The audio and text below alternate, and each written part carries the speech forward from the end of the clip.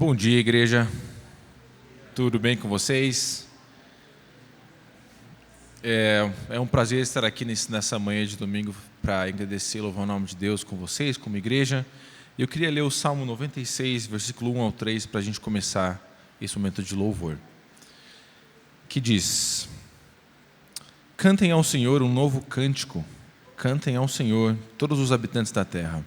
Cantem ao Senhor, bendigam o seu nome. Cada dia proclamem a sua salvação. Anunciem a sua glória entre as nações, seus feitos maravilhosos entre todos os povos. Com isso, eu convido você a ficar de pé no seu lugar.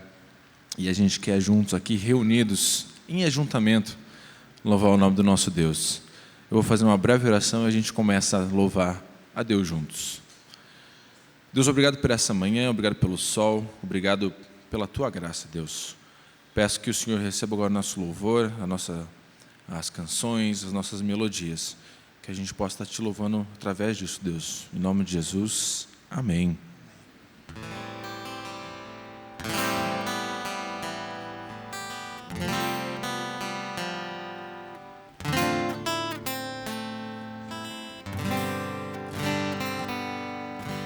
Vem, sopra sobre nós Teu sopro,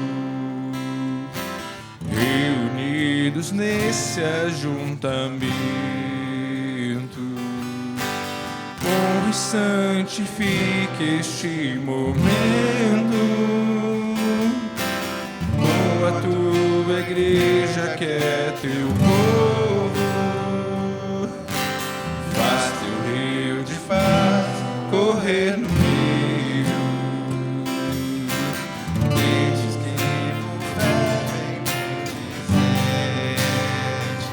por fé vem bendizente, e a uma voz oferecer-te seus louvores, súplicas e anseios. Tu és o Senhor de toda a glória, hoje sempre como foste outrora, no correr da história, revelando seu amor. Deus bendito, Rei Salvador. Deus bendito, Rei Salvador.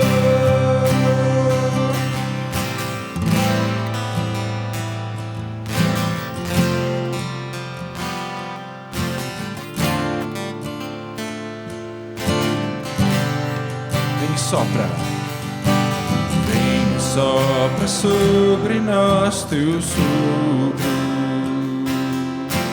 reunidos nesse ajuntamento, honra e santifique este momento, com a Tua igreja que é Teu povo,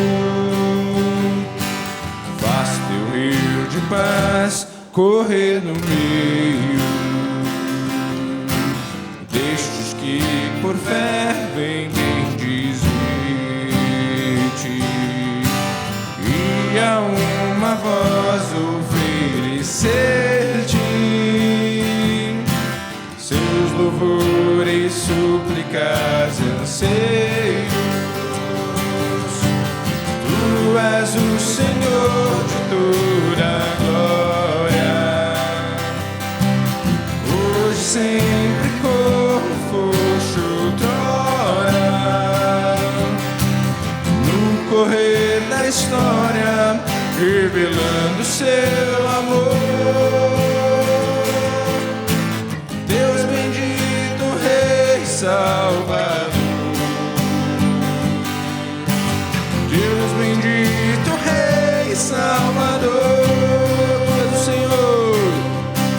Tu és o Senhor de toda a glória, hoje sempre como foste outrora, no correr da história, revelando seu amor. Deus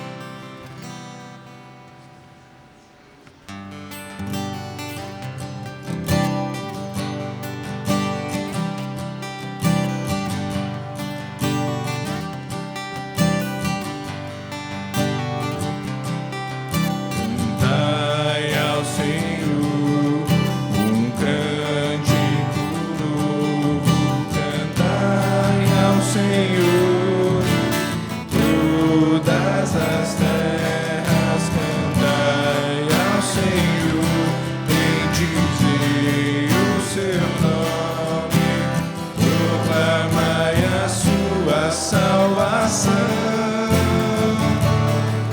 anunciai entre as nações a sua glória e entre todos os povos as suas maravilhas, porque grande é o Senhor e muito digno de ser louvado, mais temível do que falsos deuses.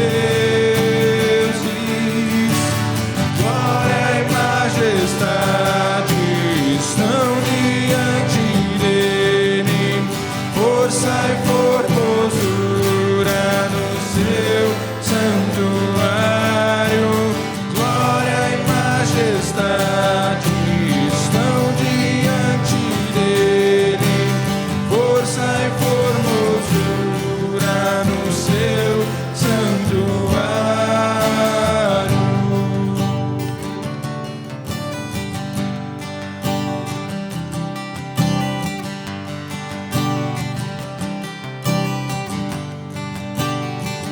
Cantai, cantai ao Senhor um cântico novo, cantai ao Senhor todas as terras, cantai ao Senhor, bendizei o seu nome, proclamai a sua salvação, anunciai entre as nações a sua glória e entre todos os povos as suas maravilhas, porque grande é o Senhor e muito digno de ser louvado, mais temível do que falsos deuses. Glória e majestade estão diante dele, força e formosura no seu santuário. Glória e majestade estão diante dele, força e formosura no seu santuário. Glória e majestade, glória e majestade estão diante dele, força e formosura no seu santuário. Glória e majestade estão diante dele, força e formosura no seu santuário.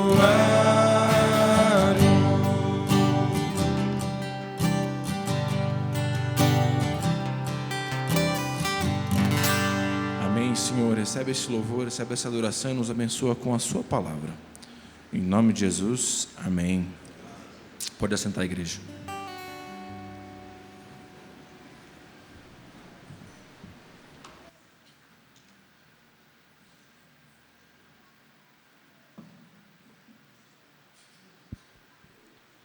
Bom dia.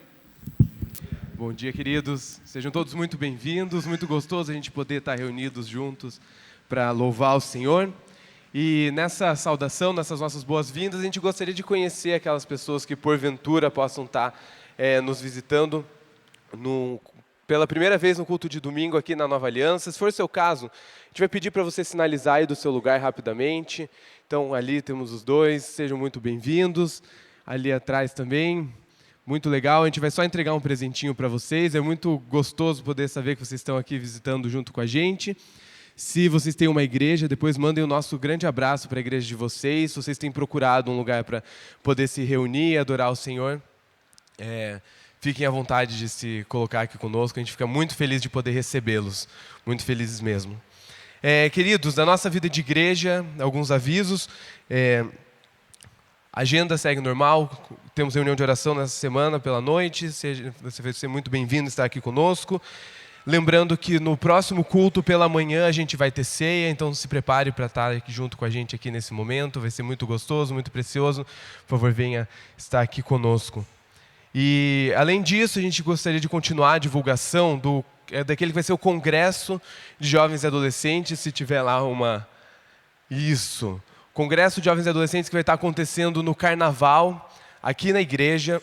O tema desse ano vai ser o melhor lugar da terra, para a gente falar sobre a igreja. E daí talvez para você pensar um pouquinho assim, o que a gente está querendo dizer com isso, melhor lugar na terra. Tenta lembrar lá da história da fuga do Egito, quando Deus vai mandar a última praga.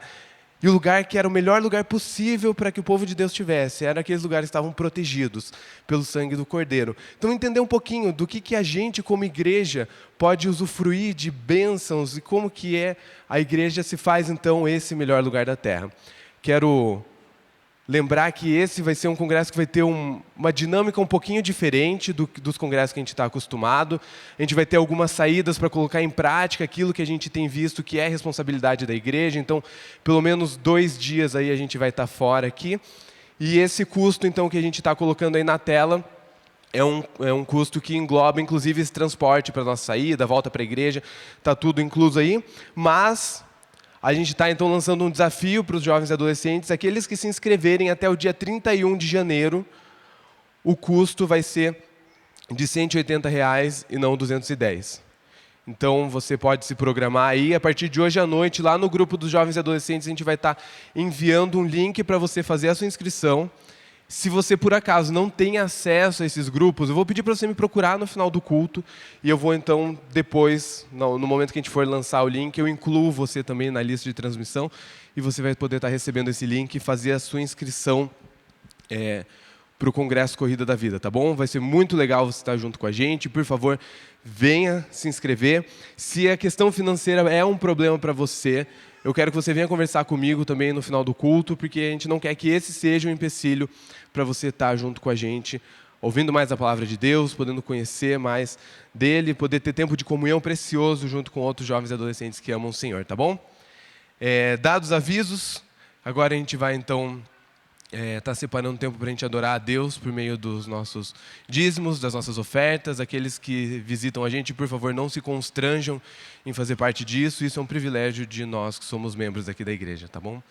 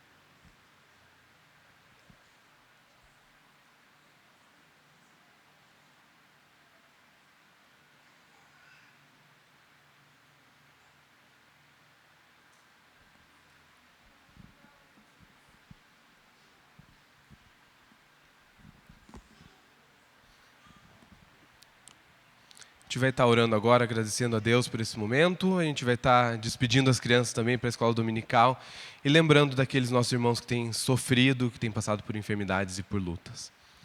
Senhor, a gente te louva porque o Senhor tem nos dado o privilégio, a possibilidade de estarmos aqui te adorando, da gente poder se reunir aqui para entoar cânticos a Ti, Deus, para a gente poder edificar uns aos outros através da nossa presença, da nossa amizade, da comunhão que a gente pode ter. Deus, que momento gostoso que é da gente estar aqui. A gente te louva e te agradece por isso, e a gente também é grato porque o Senhor permite que a gente possa adorar o Senhor por meio da nossa generosidade, da nossa contribuição, entendendo que tudo aquilo que temos vem de Ti, Deus. Dá responsabilidade para a gente, dá zelo no trato com as nossas finanças, que tudo possa ser feito de uma forma transparente, de uma forma que honra e glorifica o Seu nome, Pai.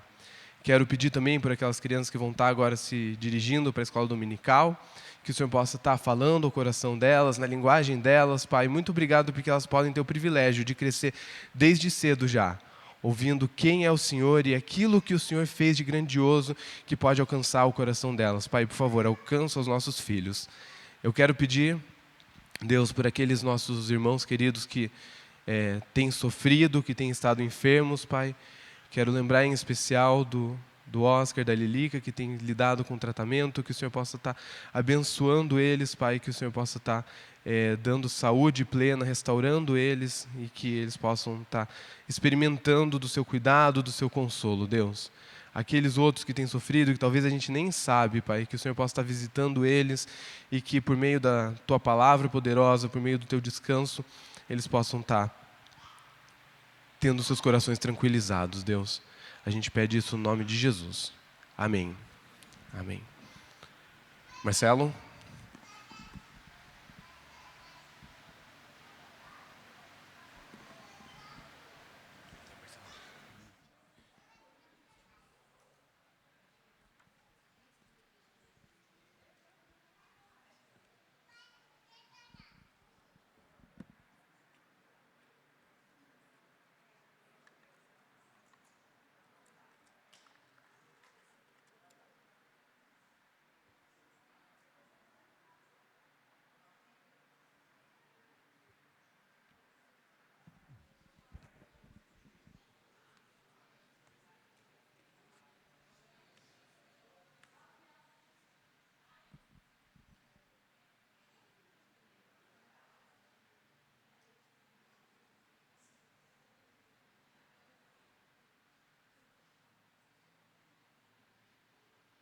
Muito bom dia, Igreja Nova Aliança, graça e paz seja com cada um de vocês nessa manhã. Vamos orar mais uma vez e eu queria que a sua oração nesse momento fosse para que você pudesse estar aqui por inteiro, com sua mente, com o seu coração, não somente com o seu corpo, e que principalmente no seu coração você tivesse também um zelo de não ter aquele pensamento de que, puxa, eu já ouvi isso uma vez, mas que você possa aplicar o seu coração como se fosse a primeira vez que você estivesse ouvindo aquilo que vai ser falado nesta manhã. Para que Deus fale ao seu coração, mais do que o que eu preparei, mas aquilo que Deus quer falar ao seu coração, que a sua oração seja esta nesta manhã. Deus fala comigo através da sua palavra. Então eu queria te dar alguns segundos para você fazer essa oração por você mesmo e depois oramos juntos e damos prosseguimento.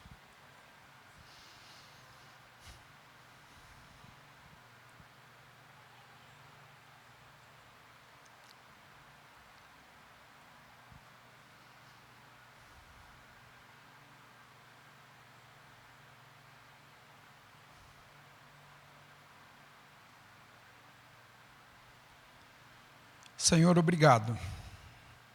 Somos gratos e eu sou grato a Ti, porque hoje tenho a oportunidade de me assentar aos Teus pés. E assentado aos Teus pés, entendendo que este é o melhor lugar que eu posso estar no dia de hoje, eu quero aprender do Senhor, ó Deus. Quero aplicar o meu coração e a minha mente a ouvir a Tua voz e aplicar a palavra do Senhor e guardar a palavra do Senhor no meu coração.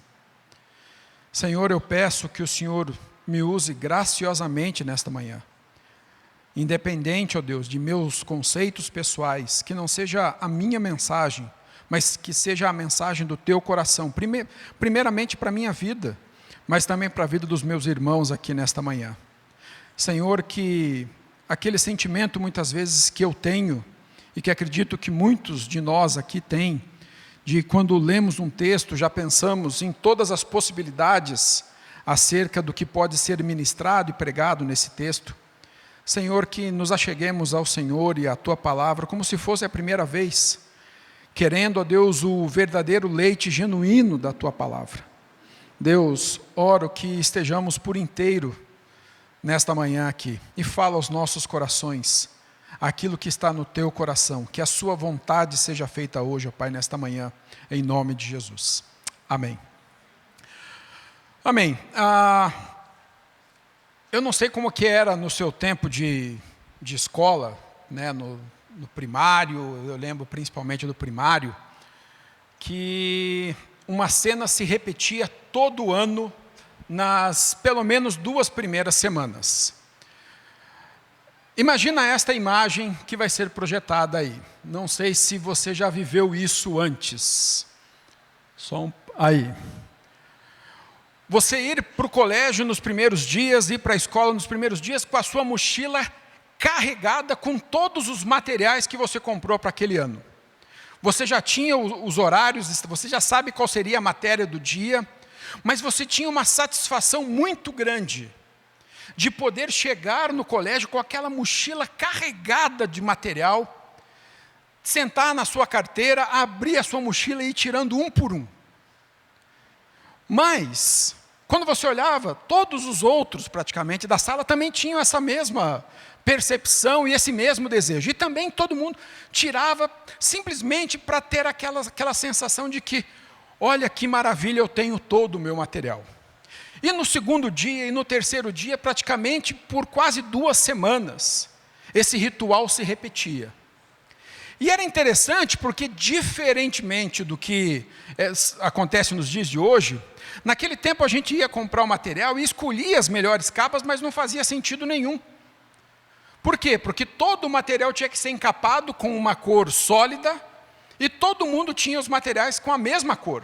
Mas você escolhia aquela capa mais bonita, às vezes até a mais cara, que acabava virando no final simplesmente um caderno com uma capa com a cor que todo mundo também tinha.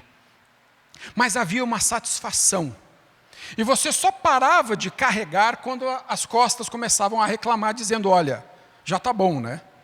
Chega, porque agora você pode voltar e simplesmente levar o material que você precisa. Mas na rua, era praticamente a ideia desses meninos. Quando você olhava a rua, né, e essa imagem viralizou há um tempo atrás, né, foi acho que a prefeitura lá da Bahia, em Jequié, que então deu essa mochila que era maior do que as crianças praticamente. Eu lembro que até tem uma foto dessa mochila em que a criança está dentro dela. Eu ia colocar, mas daí falei, não, é só essa, tá bom. Mas todos os dias, eu lembro que na rua de casa até o caminho do colégio, era uma imagem parecida com essa. Todo mundo com as suas mochilas carregadas de material, indo para o colégio, sendo que não precisava. E isso foi até praticamente a 4ª série, daí quando você ia para a 5ª série, que aí já começava, né, eu lembro que eu estudava até a 4ª série, era no período da tarde, e aí a partir da 5ª série você começava a estudar de manhã, aí na 5ª série você não queria parecer aquele nerd, né, aquela coisa assim de que meio que o bobão da escola. Então daí, já a partir da 5ª série, que era de manhã, aí você já queria parecer mais descolado. Aí você já ia com pouco material, mas até a 4ª série era esse o ritual. E qual era a necessidade que se tinha de levar todo esse material? Mas havia uma certa satisfação de carregar um peso que eu não precisava carregar. Mas eu não sei como é para você, mas à medida em que a gente vai crescendo e vai passando a viver as coisas da vida, nós começamos a carregar na nossa mochila da vida coisas que não precisávamos carregar.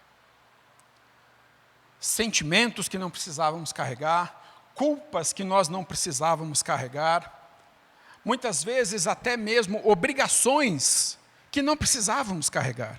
Mas nós vamos enchendo a nossa mochila e vamos carregando ela com todas as coisas que nós podemos carregar.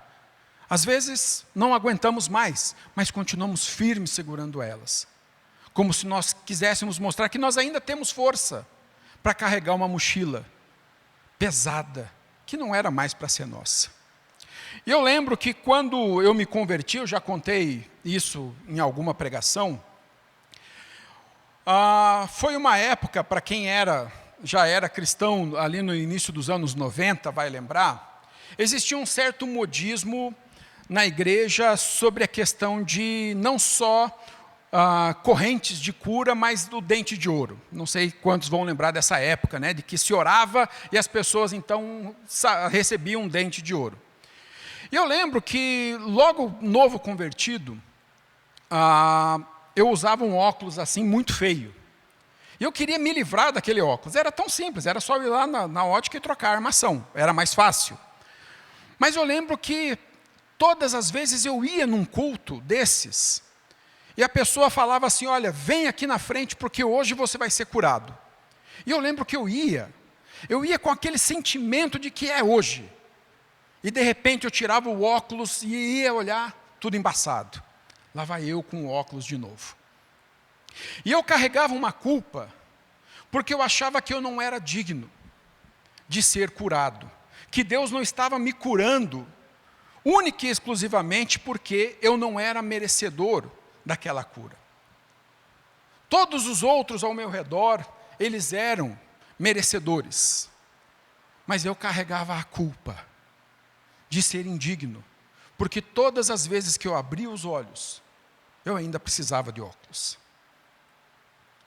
E carreguei essa culpa por muito tempo. E eu lembro que uma segunda culpa que eu carreguei por algum tempo foi a culpa da separação dos meus pais. E qual era a culpa que eu sentia em relação à separação dos meus pais? Os meus pais, praticamente, o último dia que eles viveram juntos sob o mesmo teto foi um dia antes do meu casamento. Eu casei no dia 27 de julho de 1996. E meus pais, então, se separaram fisicamente no dia 26 de julho de 1996. Um dia antes do meu casamento. E eu lembro que eu ficava pensando assim, porque eu tinha, há 3 anos antes do meu casamento e da separação deles, eu tinha ido para a missão. E eu ficava pensando assim, eles se separaram porque eu não estava em casa. Eles se separaram porque eu poderia, diante de Deus e com o conhecimento que eu estou adquirindo, eu poderia aconselhá-los, eu poderia orar mais, eu poderia estar ali com eles, conversando e tentando salvar esse casamento. E eu lembro que eu sentia a culpa de ter ido e deixado os meus pais, e então eles estarem vivendo aquela situação. E eu ficava pensando, eu não deveria ter ido.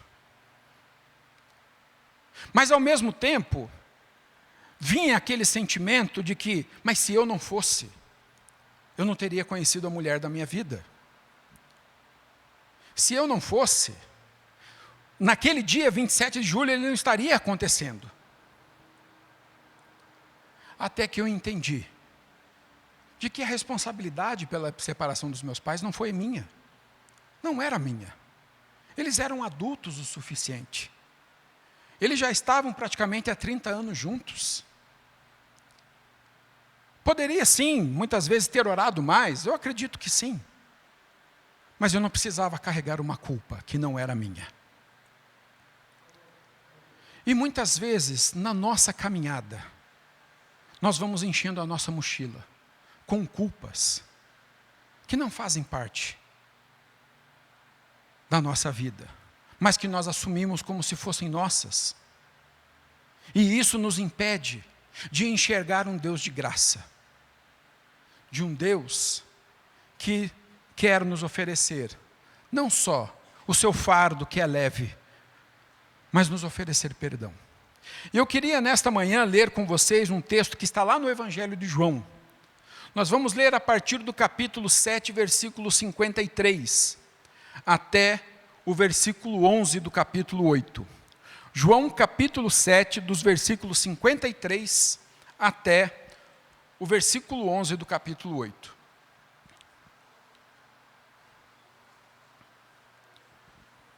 O texto também está sendo projetado, mas sempre é bom quando nós podemos acompanhar na nossa própria Bíblia.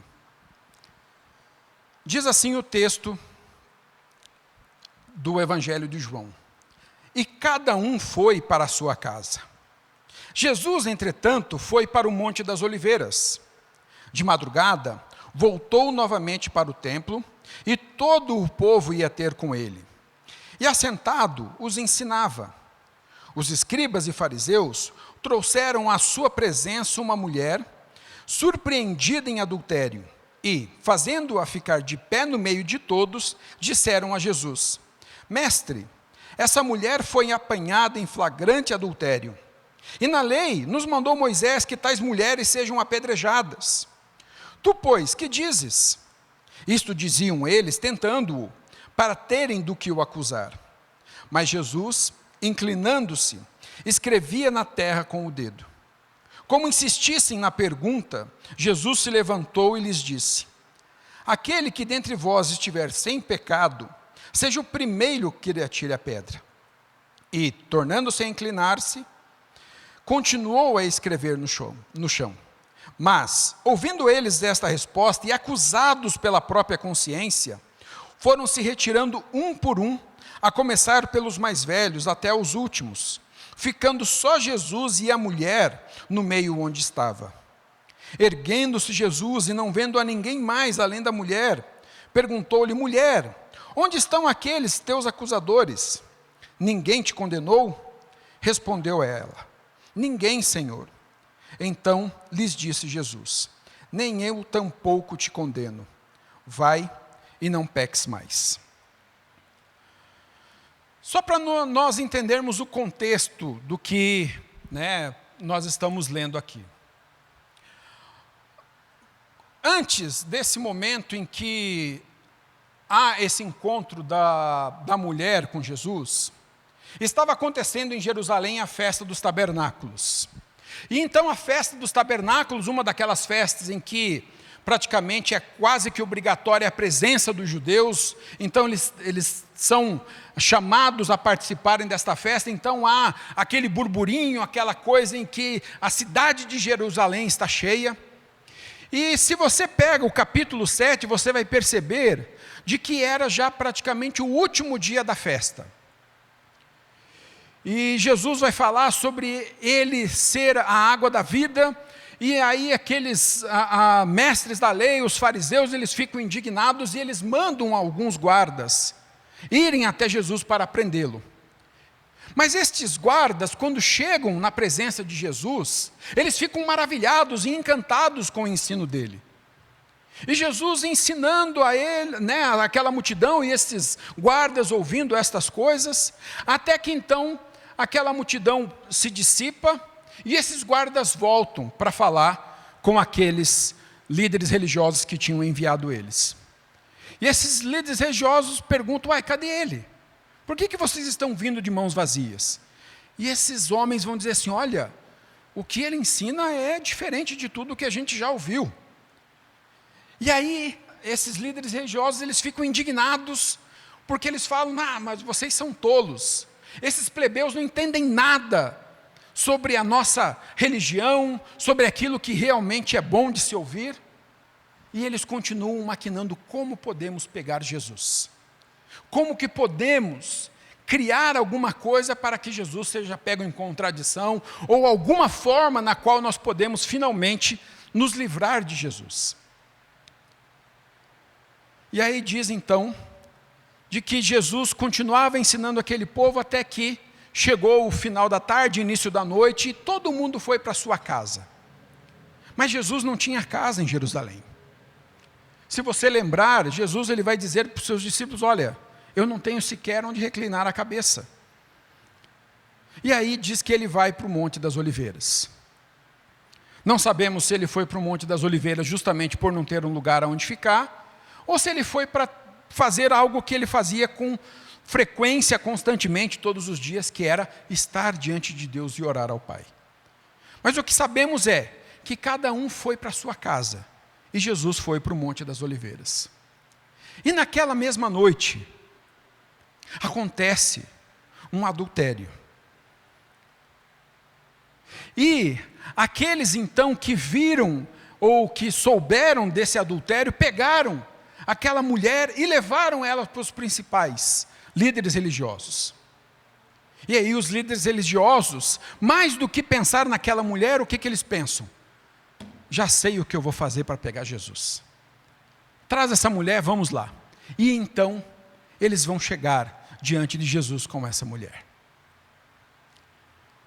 Esse é o contexto daquilo que nós vamos falar nesta manhã. E o que nós colocamos como tema, como falamos na semana passada, né, que nós estamos vendo sobre as perguntas de Jesus. A pergunta de Jesus é: mulher, aonde estão aqueles teus acusadores? E nesta manhã nós vamos falar sobre isso. Aonde estão os teus acusadores? Nós precisamos pensar o coração dos fariseus, dos líderes religiosos e o coração desta mulher, naquele exato momento em que eles se achegam diante de Jesus. Aquela mulher, ela já vem passando pela vergonha de ser carregada praticamente diante de um público que está já despertando para se preparar, muitas vezes para o seu dia a dia, o rescaldo da festa, aquela coisa assim, e Jesus já está diante de uma multidão ensinando-os no templo. Até que chegam então os mestres da lei.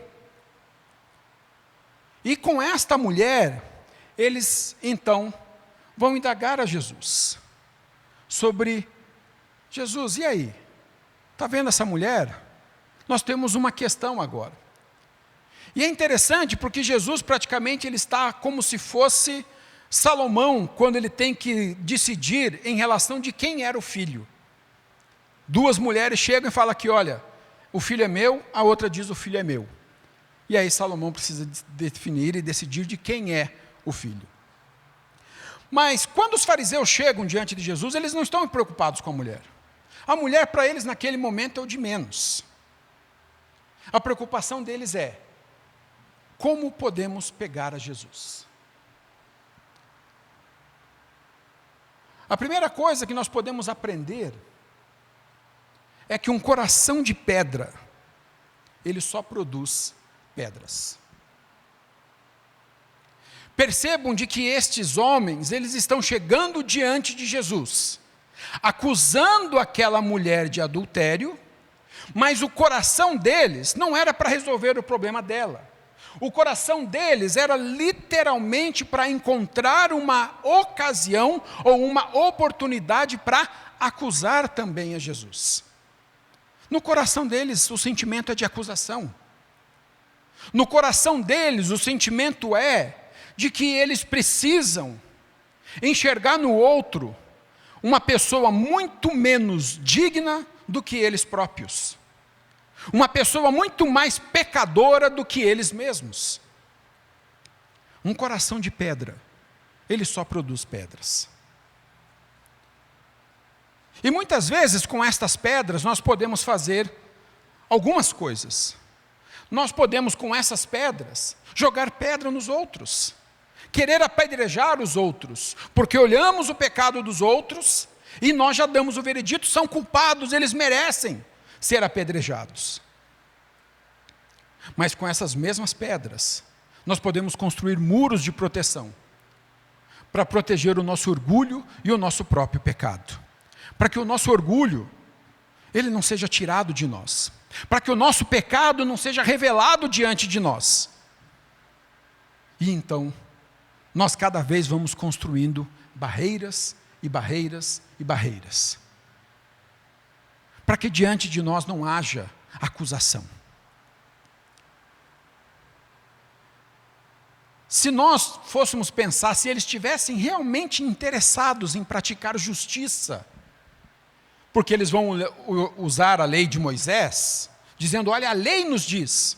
Mas se você for na lei, a lei fala que o homem e a mulher que foram pegos em adultério, esses então, eles têm que ser mortos. Não é só a mulher. Na lei dizia que era o homem e a mulher.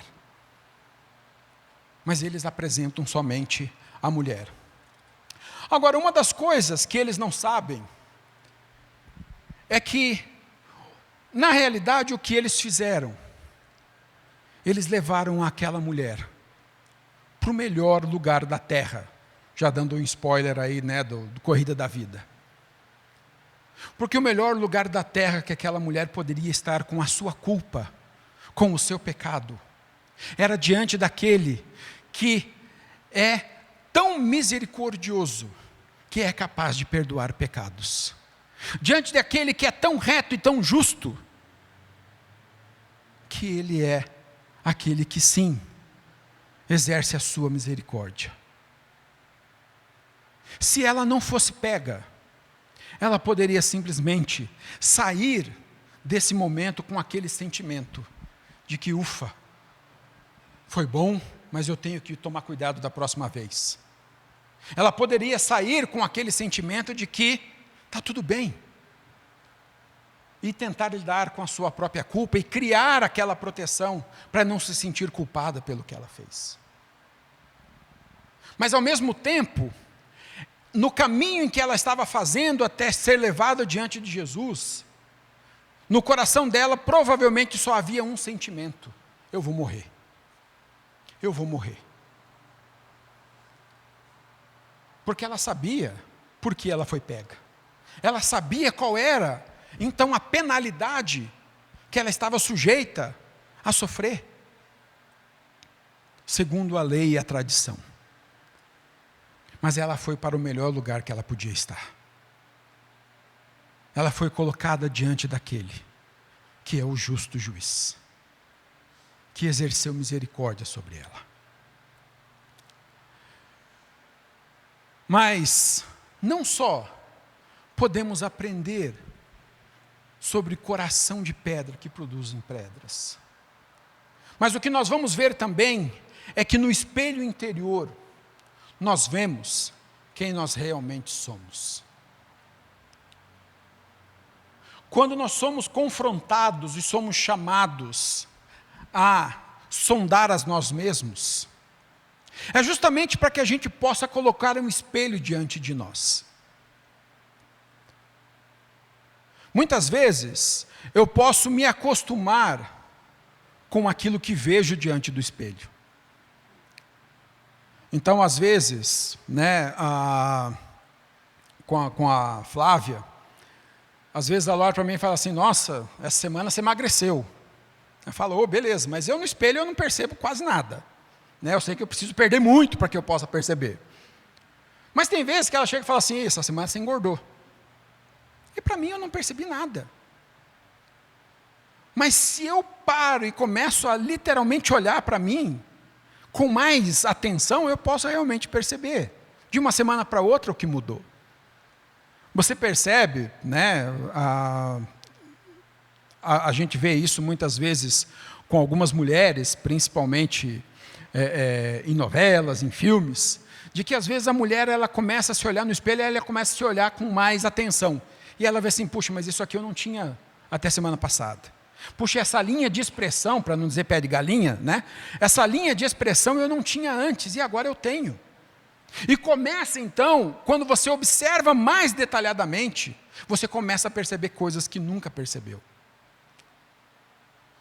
Mas o que é fantástico de Jesus é que naquele exato momento Jesus, Ele não vai acusar aqueles homens de pecado. Ele vai simplesmente utilizar uma expressão: aquele que estiver sem pecado, que seja o primeiro a atirar a pedra. O que Jesus fez foi colocar um espelho no coração daqueles homens, para que eles pudessem olhar a sua própria vida. E diante do que eles viram, eles não tinham outra resposta. Nenhum deles poderia se declarar justo naquele momento e tão digno de ser o primeiro a atacar a pedra. Agora, perceba de que se nós lembrarmos da vida dos fariseus, em relação aos publicanos, da vida dos fariseus em relação ao povo de forma geral, um publicano, ele está ali orando: Senhor, tem misericórdia de mim. E do lado dele está um religioso, Jesus vai falar sobre isso, que ele bate, ele também bate no peito e diz assim: Senhor, obrigado, porque eu não sou pecador como este. Porque eles estão olhando simplesmente o cumprimento de ritos, mas eles não estão olhando para o seu interior, quem eles verdadeiramente são. Mas nesse exato momento em que Jesus os confronta com a palavra dizendo: olha, aquele que estiver sem pecado, E percebam, eu gosto muito desse grifo que Jesus faz. Jesus não está dizendo aquele que nunca pecou na vida. Não é essa a questão. Jesus não está dizendo assim, olha, quem não pegou, que pecou antes na história, que seja o primeiro então. Não, ele não está usando isso. Veja, nós estamos começando o dia. Ainda era madrugada quando Jesus desce para ensinar novamente. No começo do dia, Jesus fala, quem não tiver pecado, que seja o primeiro a atirar a pedra. Já logo no início do dia, aqueles homens são confrontados com o seu próprio pecado.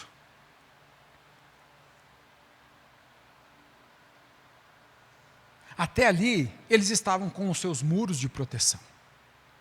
Até ali, eles estavam com as suas mãos cheias de pedras para exercer justiça.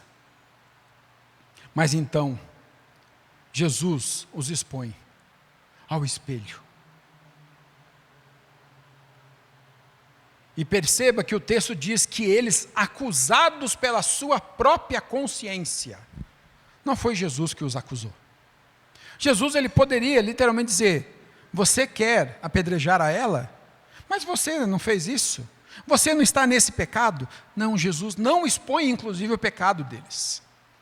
Aquela mulher está com a sua vida exposta. Mas eles, confrontados pelo pecado, pelo seu próprio pecado, a única saída é largar a sua pedra, dar meia volta e voltar para casa. Eu fico pensando o que será que passava na mente desses homens. Qual será que foi a conversa logo depois, quando eles se reuniram novamente? Se alguém tocou no assunto, ou se foi aquela coisa assim de que, dessa vez não deu, né? Vamos tentar outra coisa. Mas cada um com aquele peso na sua consciência, de que eles não eram dignos. A Bíblia, ela nos adverte, ela nos ensina, não a julgar o nosso irmão que está em pecado, mas nós precisamos sim, advertir o nosso irmão que está em pecado. Nós precisamos alertar o nosso irmão dizendo, olha, esse é um caminho de morte. Mas nós precisamos tomar cuidado, para que diante do nosso irmão nós não nos tornemos simplesmente julgadores. Ela era culpada, mas eles também eram culpados. E por isso então, eles se retiram. E eles se retiram um a um, mas ela permanece. Ela ainda está lá. E ela está lá diante daquele que faz esta pergunta, e agora ela com aquele sentimento, o que vai me acontecer? 1 João, no capítulo 2, versículo 1, tem um texto que é maravilhoso, vai dizer assim, meus filhinhos, escrevo-lhes estas coisas para que vocês não pequem. Se porém alguém pecar, temos um advogado junto ao Pai, Jesus Cristo, o justo. E ela está diante daquele que é justo. E ela vai então desfrutar e perceber que o justo é aquele que nos liberta da acusação. Ele não é o acusador. Ele não acusou aqueles homens. Ele não acusou aquela mulher. Mas ele vai olhar para aquela mulher e perguntar, mulher, onde estão os teus acusadores? Ninguém te acusou, ninguém te condenou? É a pergunta que ele faz. Aquela mulher, ela recebe graça, mesmo naquele ambiente que era um ambiente de acusação, um ambiente em que num primeiro momento se respirava a morte. Mas aquela mulher, ela vai encontrar graça, ela vai encontrar misericórdia. Jesus não a condena, mas ele a perdoa. Somente Jesus, ele tinha condição moral para, diante daquela mulher, fazer qualquer veredito em relação àquilo pela qual ela é acusada. Mas o veredito que ele dá é que ela estava livre daquela culpa, de que ela não precisava viver debaixo daquela acusação. Você pode perceber que Jesus, no diálogo que ele tem com essa mulher, ele não vai dizer, olha, realmente o que você fez. Não, porque Jesus, ele sabe que aquela mulher, provavelmente naquele caminho, ela se arrependeu. Naquele caminho, ela está com a plena consciência de que o que ela fez é errado. E quem sabe, ela vem clamando por misericórdia nesse caminho. Eu lembro que tem algumas cenas, né, naquela série The Chosen, em que alguns homens e mulheres, lá no seu íntimo, no seu quarto, ou em lugares onde não tem ninguém, eles começam a orar dizendo assim, Senhor, se o Senhor existe, tem misericórdia de mim. Senhor, se o Senhor existe, que o Senhor... De repente essa mulher vem clamando por misericórdia. E o que ela vai encontrar diante de Jesus é misericórdia. Mas ela está diante do justo, e do justo também que nos liberta do pecado. Quando aquela mulher fala, Senhor, reconhecendo quem Jesus era, diz, ninguém me condenou, daqueles homens que estavam me acusando, Jesus então também vai dizer, nem eu tampouco te condeno. Jesus, ele não diminuiu a gravidade do pecado daquela mulher. Ele não passou pano, como se diz, em relação ao pecado daquela mulher. Mas conhecedor do coração dela, sabendo por tudo aquilo que provavelmente ela passou nesse caminho, e que o pecado dela já se tornara notório, público, ele também vai oferecer e estender o perdão dos pecados a ela. Ele não tratou o pecado dela com leviandade. Ele não falou assim, olha, dessa vez passa, viu? Não. Mas ele vai demonstrar misericórdia, compaixão, e não acusação. Ele não mandou ela para casa como se nada tivesse acontecido. Mas ele vai tratar aquela mulher com a sua compaixão. E quantas vezes nós nos consideramos indignos diante de Jesus, em que nós sequer aceitamos essa misericórdia, essa compaixão dele para com as nossas vidas.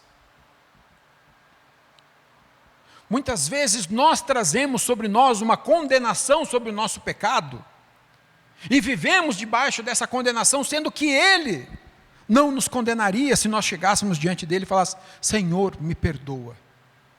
O que nós estamos falando é que ele perdoa pecados, mas é necessário haver arrependimento. Mas ele é rico em misericórdia, ele é rico em compaixão, e muitas vezes nós esquecemos disso.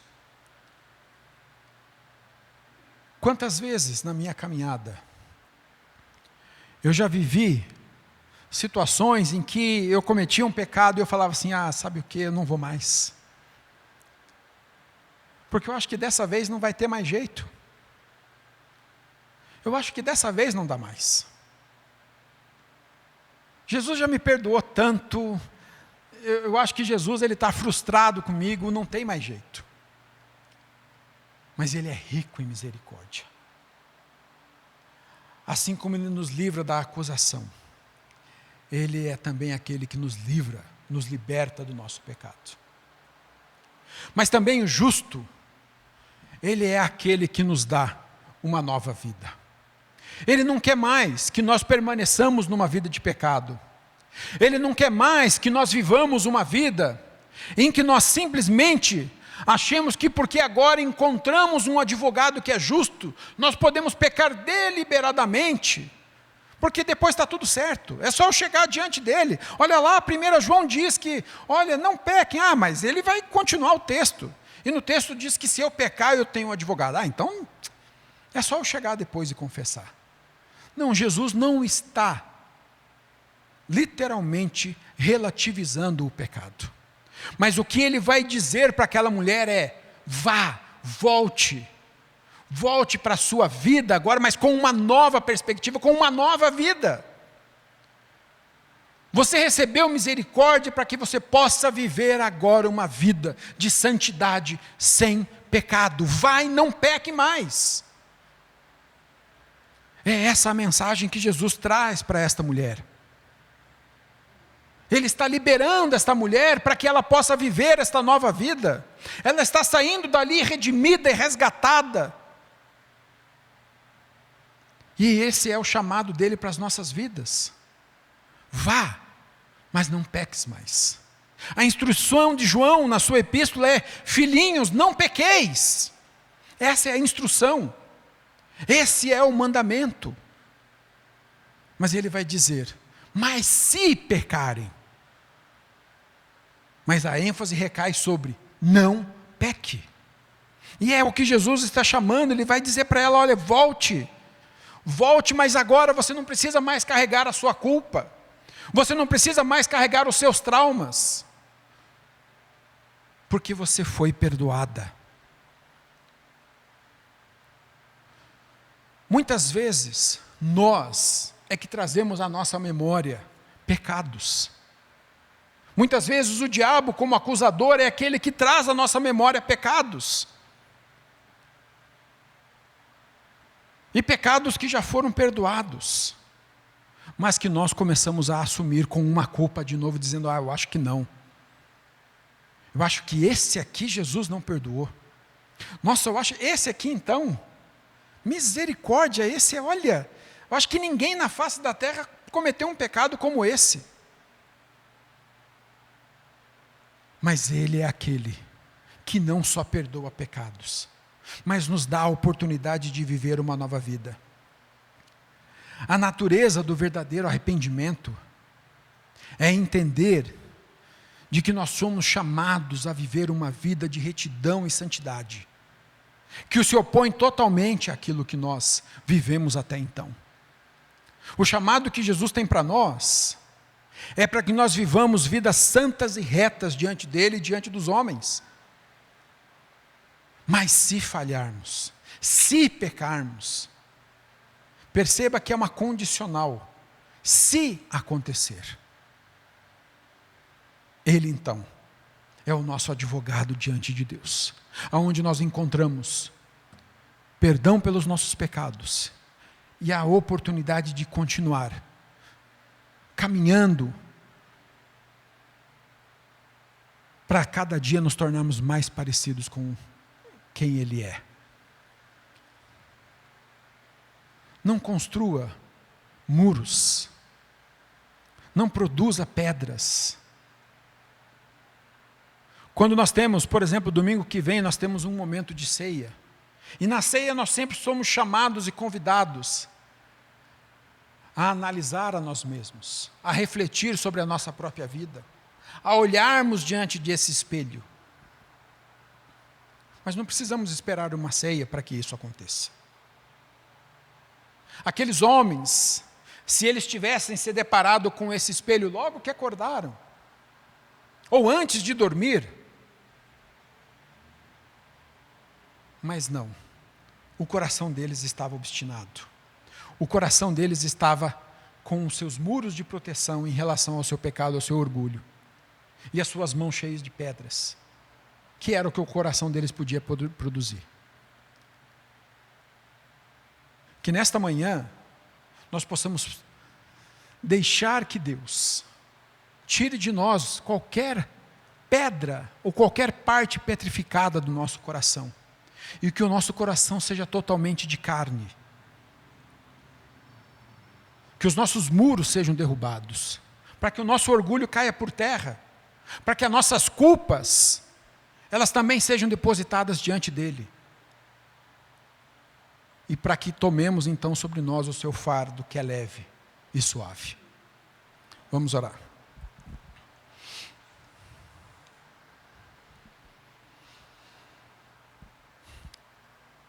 Senhor, nesta manhã, diante do que lemos nesta passagem, Pai, quantas vezes nós assumimos a posição daqueles líderes religiosos e nos tornamos acusadores dos nossos irmãos e irmãs, Ó Deus, nos tornamos juízes e damos vereditos baseados no nosso senso de justiça, na nossa justiça própria. Declaramos culpados, ó Deus, e declaramos que são passíveis de morte. Senhor, mas eu oro nesta manhã para que possamos diante do Senhor apresentar o nosso coração de pedra para que ele seja substituído por um coração de carne. A tua palavra nos diz, Senhor, que o Senhor tiraria os nossos corações de pedra e colocaria em nós um coração de carne. E eu oro para que isso seja uma realidade vivida por todos aqueles que podem, porventura, estar com o seu coração obstinado e petrificado, que construíram proteções para que o seu pecado não seja exposto diante do Senhor. Mas o Senhor sonda além dessas barreiras que nós construímos. Senhor, que tenhamos a humildade de reconhecer os nossos pecados diante do Senhor, de confessarmos os nossos pecados. Que sejamos, ó Deus, humilhados diante do Senhor, para que, ó Deus, o Senhor possa nos exaltar como homens e mulheres segundo o teu coração, não para a nossa própria glória, mas para a glória do Senhor, que é um Deus que transforma vidas. Senhor, que sejamos todos os dias impelidos e compelidos pelo teu Espírito Santo, que é aquele que nos convence do pecado, da justiça e do juízo. Que o teu Espírito coloque em nós todos os dias, dentro do nosso homem interior, o espelho que nos mostra quem realmente somos, o espelho que vai nos mostrar que precisamos de arrependimento, que precisamos de confissão, e que possamos confessar os nossos pecados diante do Senhor. E que sempre venhamos a escolher o melhor lugar, que é estar diante do justo, aquele que é o nosso advogado, para que experimentemos a liberdade da acusação, para que não sejamos mais acusados pela nossa própria consciência, para que não sejamos acusados pelo adversário das nossas almas, para que não sejamos acusados por qualquer outra pessoa, mas que tenhamos a liberdade diante do Senhor. Que possamos experimentar também o perdão dos nossos pecados, a certeza de que fomos perdoados, e conforme a tua palavra, o Senhor nos diz que o Senhor lança no mar do esquecimento, e que saibamos que naquela cruz nós encontramos o perdão para os nossos pecados, que saibamos que pelo teu sacrifício fomos perdoados quando nos achegamos a ti, reconhecendo quem tu és, reconhecendo a tua obra na cruz, e reconhecendo que somos pecadores e precisamos do teu perdão, e que experimentemos desse perdão. Senhor, e que diante do justo também possamos experimentar essa nova vida, esse chamado que temos de voltar e viver uma vida de santidade, uma vida sem pecado. Obrigado porque o Senhor nos oferece o escape de que, se pecarmos, temos um advogado diante do Senhor. Senhor, mas que o nosso coração esteja aplicado em não pecar, que a nossa vida por inteiro esteja aplicada em não pecar, que não usemos, ó Deus, como desculpa o fato de que temos um advogado para que vivamos uma vida de pecado, mas que diante deste que é o autor e consumador da fé, diante deste que foi aquele que veio, viveu, morreu e ressuscitou, que é o mesmo ontem, hoje e o será para sempre, nós possamos aprender a viver vidas dignas diante do Senhor. Senhor, esvazia, tira todo o peso, todo o fardo que possamos carregar de culpas que não são nossas, e que possamos tomar sobre nós o teu fardo que é suave e leve, porque o Senhor é manso. Obrigado, Senhor, obrigado porque, ó Deus, lendo o relato dessa mulher, essa mulher estava no melhor lugar para ser confrontada no seu pecado. E nós queremos estar no melhor lugar, que é aos teus pés. Não só para sermos confrontados, mas também para aprender do Senhor, porque só tu tens as palavras de vida eterna. E nós queremos aprender de ti. leva-nos debaixo da Tua graça, ó Deus, com um coração limpo nesta manhã, para que no dia de hoje experimentemos o Teu cuidado, a Tua graça, o Teu perdão, e que possamos, ó Deus, ser luzeiros neste mundo, para mostrar de que há um Deus que transforma vidas e que transformou a nossa. É em nome de Jesus que eu oro. Amém. Amém, queridos. Que Deus abençoe você nesta manhã, que você possa deixar diante dele todo o fardo e que você tome sobre si o fardo dele. E que Deus te abençoe nesse domingo em nome de Jesus. Bom domingo a todos e até a noite.